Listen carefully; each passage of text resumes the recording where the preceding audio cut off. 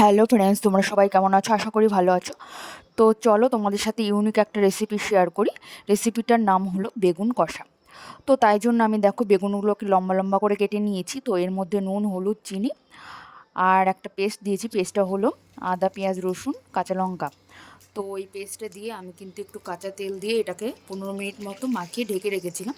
তো তারপর দেখো কড়াইয়ে তেল চাপিয়ে দিয়েছি। তেলটা গরম হওয়ার সঙ্গে সঙ্গে এর মধ্যে আমি জিরে ফোড়ন দিয়েছি। তো তারপর দেখো মাখিয়ে রাখা বেগুনগুলো কিন্তু আমি এর মধ্যে দিয়ে দিয়েছি। তো এগুলো কিন্তু আমি নেড়ে চেড়ে ভালোভাবে কষিয়ে নেব, যেরকমভাবে মাংস কষানো হয় তো সেরকমভাবে। তো দেখো মোটামুটি আমার বেগুনগুলো কষে এসছে। তো এরপর কিন্তু এর মধ্যে আমি কিছু ধনেপাতা অ্যাড করে নিলাম। তো এর মধ্যে কিন্তু আর কিছু দেওয়ার দরকার নেই, ব্যাস আমার বেগুন কষা রেসিপিটা রেডি। তো তোমরা চাইলে রেসিপিটা বাড়িতে ট্রাই করতে পারো, খেতে কিন্তু খুবই ভালো হয়েছিল। আর এই রেসিপিটা সম্পূর্ণ নিজের থেকে করেছি। তো দেখা হচ্ছে নেক্সট ভিডিওতে। টাটা।